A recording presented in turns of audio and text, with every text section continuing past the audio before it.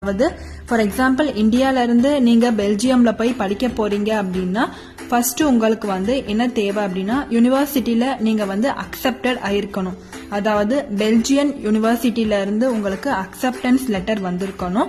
அதுக்கு அப்புறமா தான் நீங்க பெல்ஜியம் ஸ்டூடெண்ட் விசாக்கு அப்ளை பண்ண முடியும். ஒரு விஷயம் சொல்லுவாங்க, பெல்ஜியம் வேர் கிரேட் மைண்ட் க்ரோஸ்.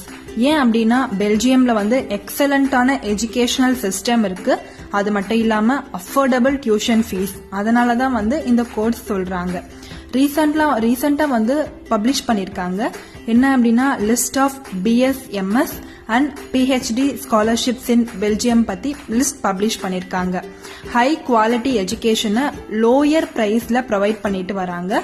ஒரு சில டாப் யூனிவர்சிட்டிஸ் எல்லாமே இருக்கு, including KU Leuven, Ghent university.